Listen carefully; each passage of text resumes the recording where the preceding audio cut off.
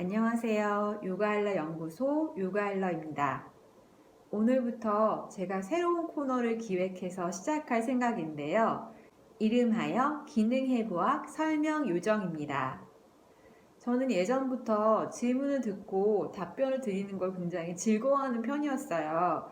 그리고 제가 생각하고 있는 바를 정확한 언어로 설명을 드리는 것에 쾌감을 느끼는 타입이기도 했습니다.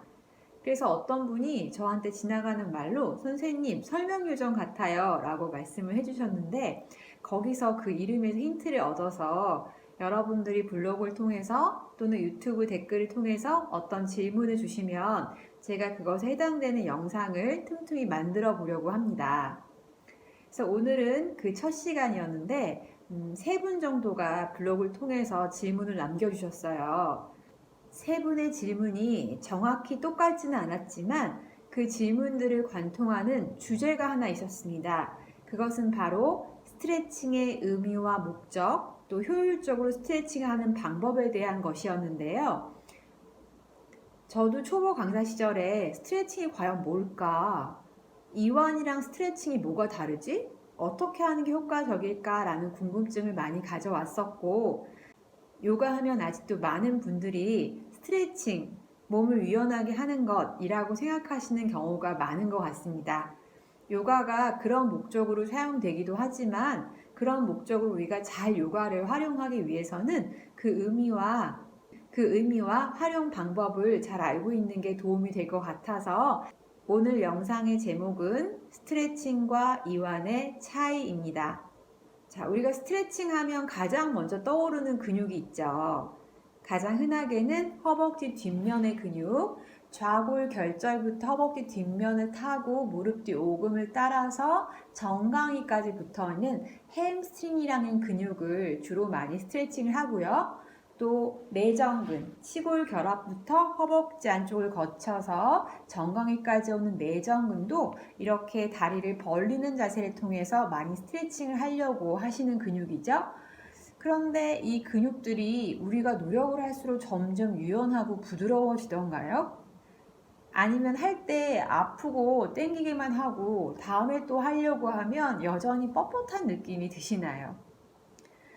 주로 발레 하시는 분들이거나 요가 강사 분들이거나 유연성을 많이 요하는 직업군을 가지신 분들일수록 스트레칭을 굉장히 생활화하며 오랫동안 하셨을 텐데요. 실제로 일반인 분들에 비해서 가동 범위는 많이 가는 경우가 많지만 스트레칭을 할 때 무릎 뒤나 허벅지 뒤쪽에 당김이나 통증이 있다고 호소하시는 분도 많습니다. 과연 우리는 스트레칭을 통해서 많이 멀리 가는 것 자체가 목적인가요? 아니면 움직일 때 생활 속에서 내 몸이 내 의도에 맞춰서 부드럽게 움직이는구나, 나는 유연하고 부드러운 사람이구나 라는 느낌을 느끼길 원하시는 건가요? 우선 스트레칭의 의미와 스트레칭하는 목적에 대해서 분명히 해야 할 것 같습니다. 스트레칭이라는 단어의 사전적 정의는 근육의 길이를 늘리는 것인데요. 근육이 정말 그렇게 호락호락하게 늘어날까요? 일단 우리 몸, 살아있는 생명체인 우리 몸은 항상성을 유지하려고 하는 특징을 가지고 있습니다. 항상성이라는 것은 지금의 상태를 어떤 스펙트럼 범위 안에서 유지하려고 하는 것을 의미하는데요. 그래서 혈압이 막 빨리 뛰었을 때 높아졌다가도 조금 시간이 지나면 정상 혈압으로 돌아가고, 또 혈당도 내가 당장 굶어도 온몸의 에너지가 갑자기 번아웃돼서 쓰러지지 않도록 몸에 저장되어 있는 지방이나 다른 에너지를 분해해서 사용하게끔 우리 시스템이 만들어져 있죠. 이런 기능을 항상성이라고 하는데요. 지금 상태가 적절한지와 상관없이 일단 우리 몸에 항상성 기전이 생기면 그 상태를 유지하려고 하는 관성의 법칙도 함께 생기기 마련입니다. 근육도 마찬가지여서 내가 맨날 이렇게 지금 저와 같이 무릎을 구부리고 앉아있는 시간이 길다면 허벅지 뒷면의 햄스트링은 늘 짧아지는 경험을 하게 되고, 이 짧아진 길이에 대해서 본래의 내 길이다 라는 판단을 하게 되고요. 그렇게 됐을 때는 어쩌다가 가끔 이렇게 다리를 펴고 앉아서 앞으로 숙이는 스트레칭을 하게 되면 이것이 내 몸에, 특히 햄스트링에 나쁜 영향을 주는 변화라고 받아들이게 돼서 길어지는 것을 허용하기보다는 안 돼, 왜 늘리려고 해? 라는 의미로 다시 짧아지려고 하는 저항감이 생기게 됩니다. 이렇게 근육의 길이 변화에 민감하게 반응하면서 지나치게 길어지지 않게 다시 짧아지게 만드는 그런 기능을 하는 감각기관이 고유수용기라는 감각기관인데요. 시각세포가 눈에 모여있듯이 고유수용기의 세포들은 각 근육과 관절에 모여 있어서 근육의 빠르고 급한 스트레칭에 대비해서 그 늘어남에 대한 정보를 뇌에 보내서 반사적으로 근육을 다시 짧게 만드는 반응이 일어나도록 도와주는 감각기입니다. 그래서 우리는 무심코 빠르고 강하게 스트레칭을 하려고 할 때마다 이런 고유수용기의 반응에 의해서 다시 근육을 더 짧게 긴장할 수밖에 없다는 것을 말씀드리고 싶습니다. 그렇다면 어떻게 해야 될까요? 계속 늘리려고 하면 근육이 더 짧아지니까 늘리지 말아야 되는 걸까요? 자, 이런 고유수용기에 의한 근육이 늘리려고 했을 때 다시 짧아지려고 하는 작용을 스트레치 리플렉스, 신장 반사라고 하는데요. 반사라는 이름이 사용되는 경우를 가만히 들여다보면 내 의식이 관여하지 않고 몸의 무의식적인 반응으로 나도 모르게 드러나는 반응을 반사라고 합니다. 스트레치 리플렉스도 마찬가지로 내가 무심코 근육을 늘리려고 했을 때는 당연히 반사적으로 근육이 다시 짧아지려고 하지만 거기에 의식의 빛을 비춰서 내가 늘리려고 하는 자극에 대해서 무엇을 하고 있지라고 알아차리고 자각하는 과정을 넣는다면 스트레치 리플렉스를 없앨 수도 또 내 의도를 더 우세하게 사용할 수도 있습니다. 예를 들어 몸의 반사 중에 되게 유명한 반사가 무릎 반사가 있는데요. 요즘은 건강검진에서 그것을 하는지 모르겠는데 제가 어렸을 때는 다리를 꼬아서 한쪽 다리를 위로 올려 앉은 상태에서 무릎, 슬개골 아래 부분을 실리콘 막대, 고무 망치 같은 걸로 툭 치는 동시에 무릎이 펴지면서 발등이 앞으로 튀어나오는, 발등이 앞으로 들리는 이런 반사를 검사를 하곤 했었는데요. 자, 이 반사도 마찬가지로 대퇴사두근의 건의 아래쪽을 빠르고 강하게 톡 침으로써 그 쳐서 들어가는 만큼 건이 늘어나게 되고 이것에 대해서 길이 변화에 대해서 민감한 고유수용기가 뇌에 정보를 보내면 근육이 빠르게 짧아지는 반사로 응답을 하는 그런 반사를 보기 위한 검사법이었습니다. 이런 검사를 통해서 우리 몸의 감각기들이 잘 사용되고 있는지를 보는 것이었는데요. 이 검사를 할 때 내가 미리 알아차리고 절대로 나는 무릎을 안 펼 거야 라고 생각한다면 반사를 이기고 무릎이 안 펴지게 하는 것도 가능합니다. 자, 여기서 제가 드리고 싶은 말씀은 비록 내 몸은 변화나 스트레칭에 저항해서 늘어나지 않으려고 하는 반사를 갖고 있다고 하더라도 내가 그 상태를 알아차리고 의식적으로 저항하지 않고 변화를 허용하고 받아들이려고 했을 때 정말로 내가 원하는 목적, 근육이 부드러워지고 늘어나는 경험을 할 수 있습니다. 자, 여러분은 왜 근육을 늘리고 싶으신가요? 왜 스트레칭을 하고 싶으신가요? 그냥 내 체형이 그 근육이 짧은 것 같아서인가요? 아니면 실제로 그 근육이 짧아서 일상생활에 불편한 부분이 있으신가요? 대부분의 경우 근육이 짧아서 뻣뻣하다고 생각되는 분들을 보면 해당 근육이 길어지지 않아서 움직임에 제한이 있다고 느끼시는 경우가 많습니다.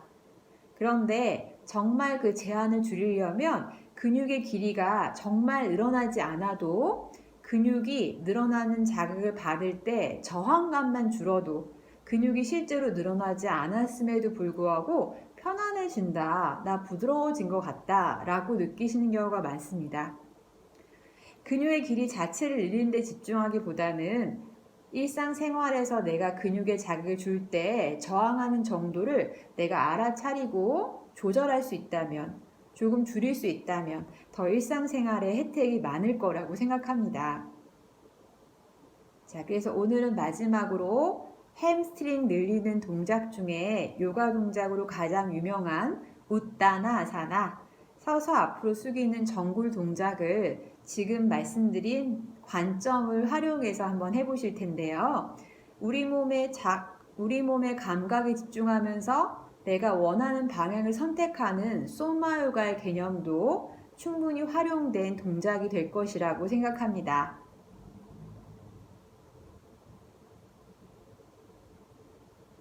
자, 일단 지금의 상태를 알아차리기 위해서 두 다리를 앞쪽으로 쭉 펴시고 앉습니다. 두 다리를 앞으로 펴고 앉았을 때 양쪽 좌골이 바닥에 놓여져 있는 위치를 살펴봅니다.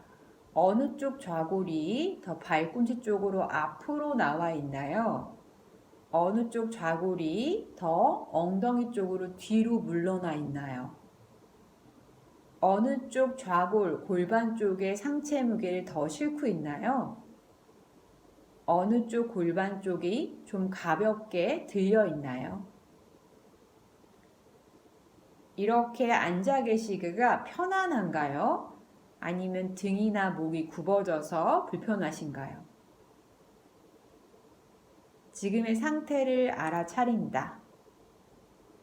어떤 분은 뒤로 쓰러질 것 같다라고 느껴지실 수도 있고요. 무릎 뒷면이 자꾸 들린다라고 느껴지실 수도 있고, 또 햄스트링이 조금 더 긴장되신 분들은 무릎 뒤가 경련이 일어나듯 떨린다라고 느끼실 수도 있습니다. 그 모든 것을 허용하시면서 그 상태를 담담히 관찰하는 시간을 가집니다.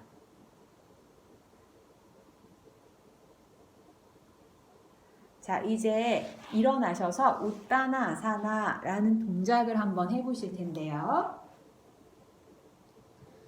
자, 양발이 바닥에 찍는 무늬를 살펴봅니다. 앉았을 때 주로 무게를 실었던 좌골이 서 있을 때도 그 발이 무겁게 무게가 실려 있나요? 아니면 반대인가요? 양 발바닥에 까만색 물감을 칠하고 하얀 도화지에 서 있다고 상상해 봅니다. 양발이 찍는 무늬가 좌우가 어떻게 다를까요? 어느 발이 조금 더 바깥쪽으로 지나고 어느 발이 조금 더 안쪽으로 지날까요? 양쪽 10개의 발가락이 모두 무늬를 찍고 있나요? 아니면 몇몇 발가락이 무늬에서 사라져 있나요? 지금의 숨은 어디로 쉬고 계신가요? 배로 쉬고 계신가요? 가슴으로 쉬고 계신가요? 목으로 쉬고 계신가요? 자, 이제 천천히 바닥으로 숙이실 건데요. 바닥으로 숙인다 라고 했을 때 생활과 연결된 기능적인 움직임은 마치 발 앞쪽에 동전이 떨어졌는데 그 동전을 줍는 것하고 같습니다. 운동처럼 생각하시지 마시고요. 발 앞쪽에 동전을 줍는다 라고 생각하면 먼저 동전을 보기 위해서 머리가 숙여지죠. 머리가 숙여지면서 척추가 전체적으로 둥그레지면서 골반이 뒤로 나가죠. 실제 동전을 줍기 위해서 바닥으로 숙여보시면 골반이 뒤로 나가면서 서해부 주름이 접혀 고관절이 구부러지고 등허리가 점점 더 둥그러지면서 고관절도 점점 더 접히죠. 내려가시다가 무릎 뒤가 당기면 이때 허벅지 뒷면에 고유수용기가 늘어남에 대한 정보를 보내면서 신장 반사가 생기고 있다고 생각하시면 됩니다. 자, 먼저 전울차를 느끼기 위해서 그 신장 반사에서 머물러 보세요. 당기더라도 당기는 느낌을 그대로 보시면서 양쪽이 어떻게 다른가 봅니다.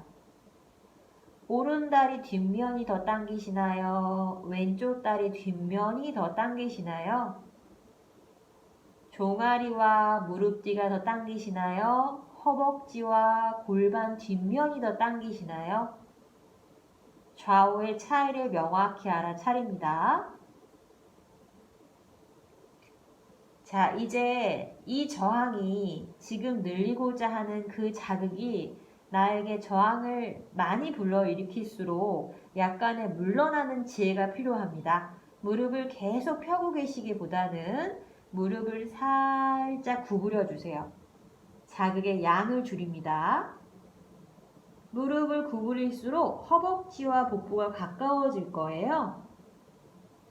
마치 의자의 등거리에 무거운 겨울옷을 툭 걸치듯이 허벅지 위에 복부를 걸쳐 놓으시고요. 무릎 위에 가슴을 걸쳐 놓고 머리를 바닥으로 툭 늘어뜨립니다. 무릎을 구부리면 당겨지는 위치가 조금 달라지죠. 무릎을 폈을 때 무릎 뒷면과 허벅지가 당겼다면 무릎을 구부릴 때는 어디로 당겨지는 위치가 바뀌나요? 또 구부린 다음에는 어느 발에 무게를 주로 싣고 계신가요? 코끝은 가운데를 향하고 있나요? 아니면 어느 한쪽으로 약간 돌아 있나요?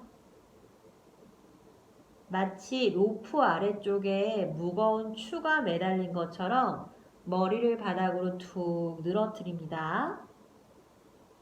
그 무게감을 느끼기 위해서 그래 끄떡끄떡 머리를 움직여 보세요. 얼마나 머리 무게를 목에 싣고 계신가요? 이제 아니 고개를 도리도리 움직여 봅니다. 또 얼마나 그 무게가 목에 드리워져 있나요?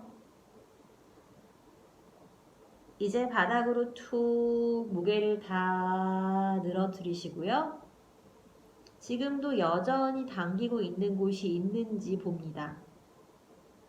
너무 많이 당길수록 무릎을 조금 더 구부리고 종아리가 당기면 체중을 조금 발 뒤꿈치 쪽으로 옮겨서 자극을 줄여주세요. 가슴과 목구멍을 부드럽게 하고 내가 느끼는 저항을 점점 줄여봅니다. 늘어나는 것에 저항하는 것은 바로 나 자신인데요.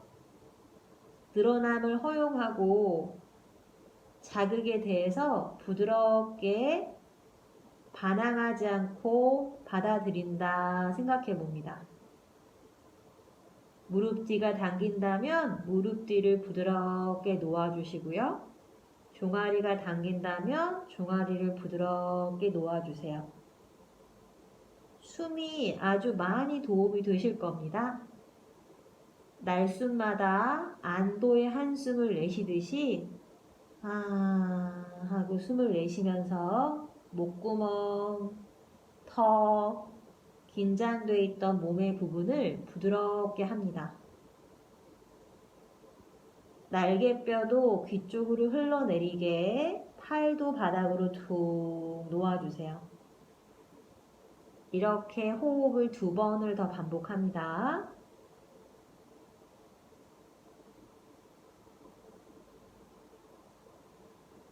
다음 숨이 다 나가고 나면 이제 오래 늘렸을수록 근육이 이완이 됐을수록 갑자기 힘을 주기 힘드실 수 있어요. 그래서 손으로 다리를 짚어서 팔의 보조를 받습니다. 손으로 다리를 밀어내시면서 체중을 발 뒤꿈치 쪽에 이동하고 좌골을 모아 내리는 힘을 줍니다. 마치 꼬리뼈를 말듯이요. 그렇게 한 손 한 손 다리를 짚어 밀어내시면서 천천히 롤업으로 일어나 서시면 됩니다. 자, 지금 양발 어디에 무게가 주로 실려 있나요?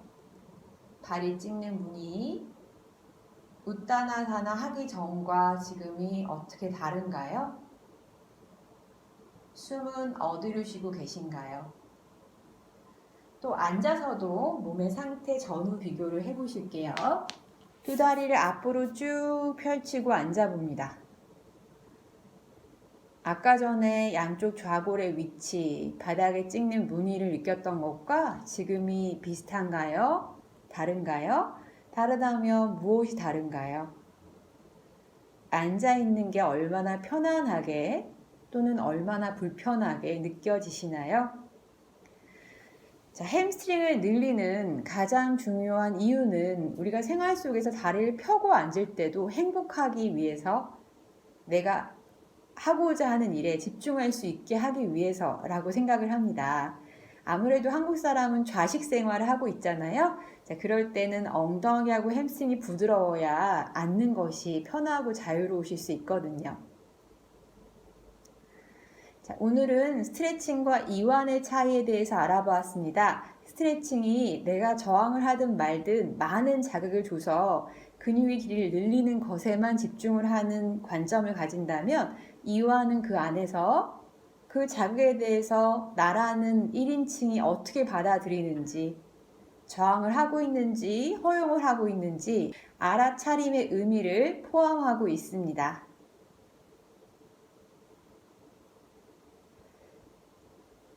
스트레칭을 원하신다면 그 목적이 무엇인지 생각해 보시고 오늘 영상을 따라한 후 전후 차이를 비교해 보셨으면 좋겠습니다. 요가일러 연구소 영상 봐주셔서 감사합니다. 구독과 좋아요 눌러주세요.